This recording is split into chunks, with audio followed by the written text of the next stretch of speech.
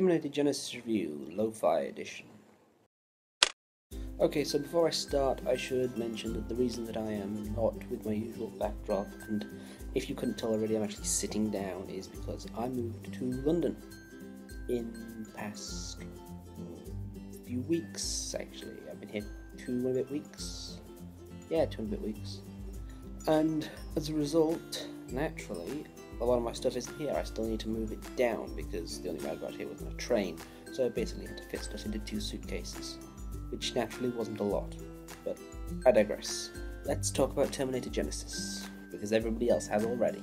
The reviews for this film came out so long ago, which is usually a really good sign that the film company thinks it's a good film. You know, lots of lead time in, lots of hype build-up. The reviews become a part of the hype build-up if the film is considered to be really good. A lot of film reviewers didn't agree, and unfortunately it's been nigh impossible to be anywhere remotely socially medially active without hearing at least one opinion about this film.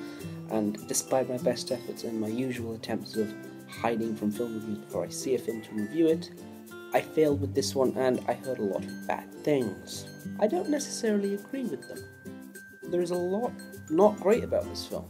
There's a lot that I actually quite like as well. It is basically a greatest hits of the Terminator films. It's basically the best bits of each Terminator film taken out and put into one film with very little explanation for why it's there. For example, the T-1000, or maybe that's the liquid metal Terminator's name, that's in this, and there's no explanation why he's here other than he's here. I kind of liked it. I kind of liked the crazy callbacks, because if you remember at least Terminator 2, which I consider one of my favourite films, was fun. It was silly. It was stupid. It had Hasta La Vista Baby, and I liked that. It was silly. It was stupid. It had silly moments. This film has silly moments, and a lot of people for some reason didn't like that. I did. Also, people gave Emilia Clarke a lot of shit for this. I know this. I shouldn't see reviews before I see films to review them, but I couldn't help but not hear about this. And I completely disagree. I really liked her in this as Sarah Connor. I think she did a really bang-up job. Basically, Sarah Connor in this film is sort of Sarah Connor of Terminator 1, her age, mixed with Sarah Connor of Terminator 2's badassiness. And yeah, she pulls it off pretty well.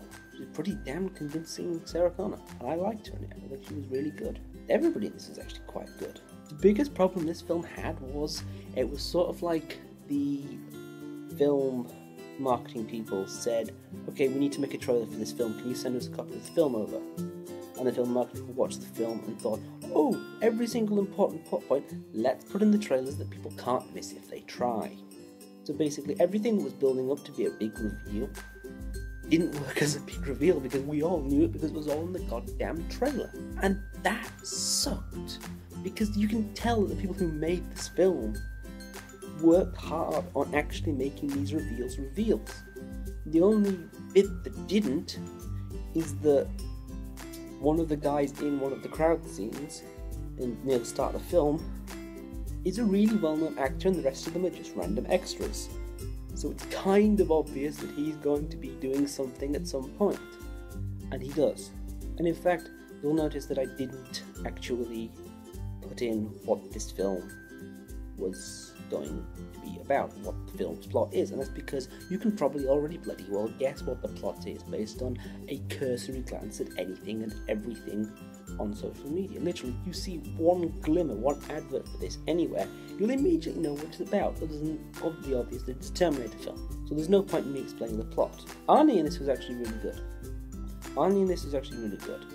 My one complaint is that the young Terminator model thing, the way they did the young Arnie as like the original Terminator, how the original Terminator looked, that looked really good. That was genuinely, solidly convincing.